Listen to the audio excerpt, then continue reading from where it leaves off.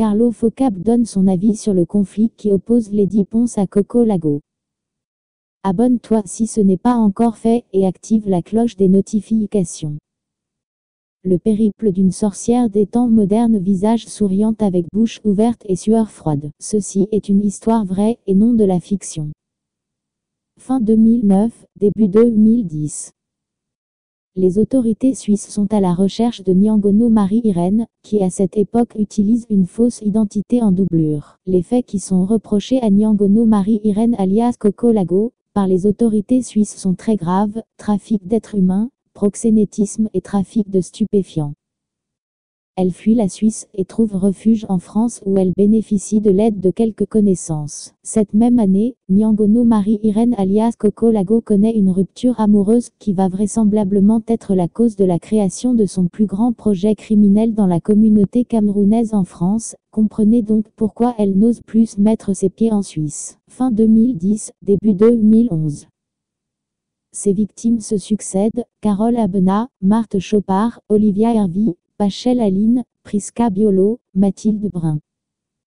La liste est longue, très longue. Elles seront dès lors traumatisées par cette sorcière qui, pour pousser certaines de ses victimes au suicide, allait jusqu'à payer des personnes au Cameroun, pour qu'ils déterrent les cadavres des proches de ses victimes, les filmer avant qu'elles ne les publient sur les réseaux sociaux. Visage souriant avec bouche ouverte et sueur froide: si je mens, que Dieu me punit. Wallahi, visage souriant avec bouche ouverte et sueur froide. Non les amis.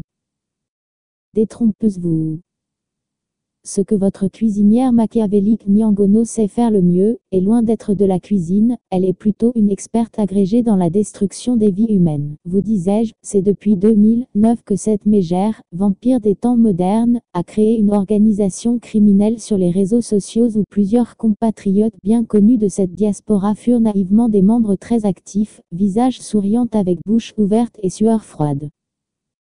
Avant d'être eux aussi séquestrés et traumatisés par cette sorcière ambulante, Philippe Ezuka et Psy Amo peuvent vous le dire s'ils en ont le courage. Visage pleurant de joie. Les faits d'armes de Niangono Coco Lago sont innombrables et variés. J'ai personnellement déposé des plaintes à 3 reprises contre cette criminelle.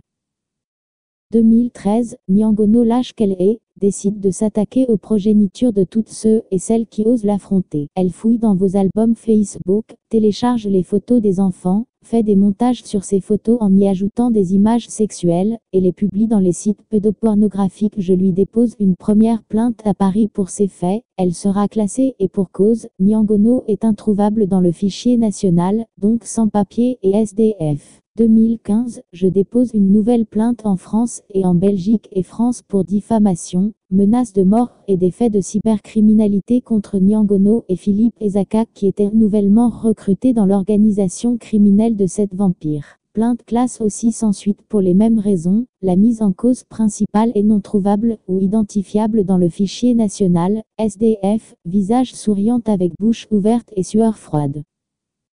2016, Niangono excelle à nouveau dans l'art de la diffamation, dénonciation calomnieuse et s'associe cette fois avec son homme de main Dieu Cyclone, pour me lyncher virtuellement et me faire des menaces de mort pour des faits non fondés, non justifiés et montés de toutes pièces sans preuve aucune. Une nouvelle plainte est déposée contre ces 2 tourtereaux en France et en Belgique. Cette fois, Niangono est retrouvé mais aucune adresse légale ne lui est connue. Visage souriant avec bouche ouverte et sueur froide SDF.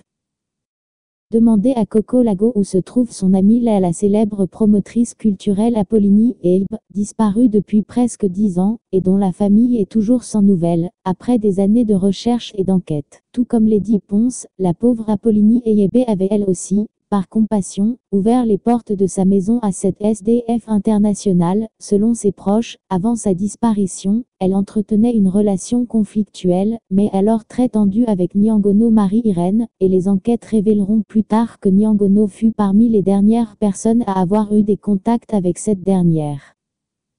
Et puis, plus aucun signe de vie, même son corps n'a jamais été retrouvé. Ce n'est pas une fiction, mais bien des faits réels qui se sont déroulés dans notre communauté, et dont plusieurs personnes qui ont offert leurs amitiés à Niangono Marie-Irène connaissent, et peuvent en témoigner sans doute aucune.